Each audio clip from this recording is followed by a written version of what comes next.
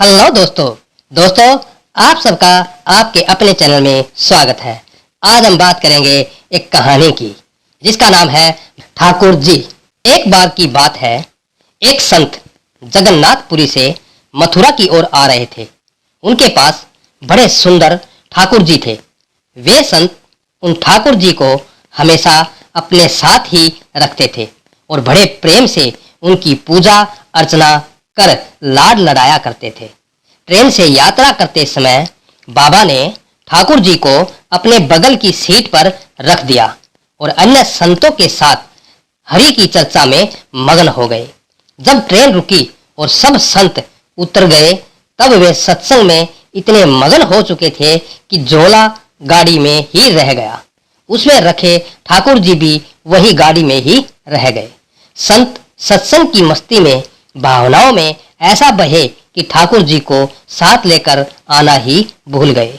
बहुत देर बाद जब उस संत के आश्रम पर सब संत पहुंचे और भोजन प्रसाद पाने का समय आया तो उन प्रेमी संत ने अपने ठाकुर जी को खोजा और देखा कि हमारे ठाकुर जी तो है ही नहीं। संत बहुत व्याकुल हो गए, बहुत रोने लगे, परंतु ठाकुर जी मिले नहीं। उन्होंने ठाकुर जी के वियोग में अन्न जल लेना स्वीकार नहीं किया। संत बहुत व्याकुल होकर विरह में अपने ठाकुर जी को पुकार कर रोने लगे। तब उनके एक पहचान के संत ने कहा, महाराज, मैं आपको बहुत सुंदर चिन्हों से अंकित एक नया ठाकुर जी देता हूँ। परंतु उन संत ने कहा कि हमें अपने वही ठाकुर चाहिए जिनको हम अब तक लाड लड़ाते आए हैं। तभी एक दूसरे संत ने पूछा, आपने उन्हें कहाँ रखा था? मुझे तो लगता है गाड़ी में ही छूट गए होंगे। एक संत बोले, अब कहीं घंटे बीत गए हैं, गाड़ी से किसी ने निकाल लिए होंगे और फिर गाड़ी भी बहुत आगे निकल चुकी होंगी। इस पर वह संत बोले, मैं स्टेशन मास्टर से बात करना चाहता हूँ। वहां जाकर के सब संत उन महात्मा को लेकर स्टेशन पहुंचे। स्टेशन मास्टर से मिले और ठाकुर जी के गुम होने की शिकायत करने लगे। उन्होंने पूछा कि कौन सी गाड़ी में आप बैठकर आए थे?